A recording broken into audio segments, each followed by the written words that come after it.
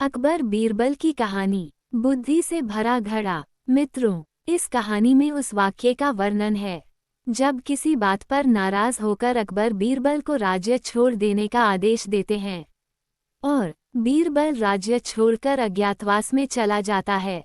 नाराजगी खत्म होने के बाद अकबर बीरबल को कैसे ढूंढते हैं, यही इस कहानी में बताया गया है।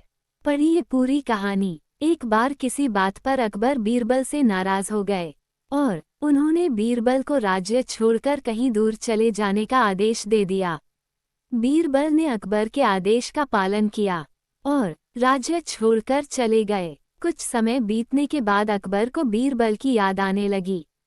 कई महत्वपूर्ण मुद्दों पर बीरबल का मशवरा अकबर को निर्णय लेने में मदद करता था। इसलिए बीरबल के बिना निर्णय लेने में अकबर को असुविधा होने लगी।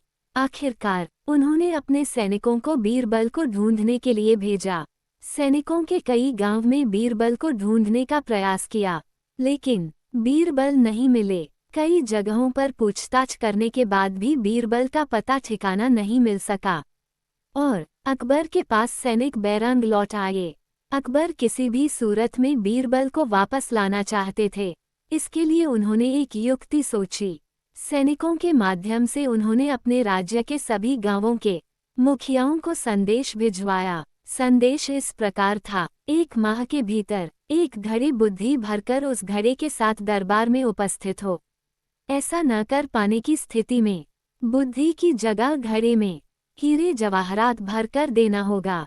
अकबर का ये संदेश सैनिकों द्वारा गांव-गांव में प्रसारित किया गया। एक गांव में बीरबल भेष बदलकर एक किसान के खेत पर काम किया करते थे। जब उस गांव ने मुखिया को अकबर का ये संदेश मिला तो वो चिंतित हो उठा। उसने गांव के लोगों की सभा बुलाई। बीरबल भी उस सभा में उपस्थित हुआ। गांव के मुखिया ने अकबर का संदेश गांव वालों को दिया तो सभी सोच में पड़ गए। तब बीरबल ने मुखिया से आग्रह किया, महाशय, आप मुझे एक घड़ा दे दें, मैं उसे इन महीने के अंत तक उसे बुद्धि से भर दूंगा। मुखिया के पास और कोई चारा नहीं था। उसने एक घड़ा बीरबल को दे दिया। बीरबल वह घड़ा लेकर किसान के उस खेत पर चला गया जहां वह काम किया करता था। वहां उसने कद्दू उगाए थे। उनमें से ही एक छोटे से कद्दू को उठाकर उसने घड़े में डाल दिया। कद्दू अब भी अपनी बेल से लगा हुआ था।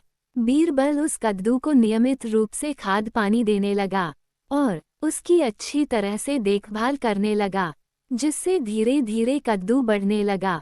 कुछ दिनों बाद कद्दू का आकार इतना बड़ा हो गया कि उसे घड़े से बाहर निकाल पाना असंभव था।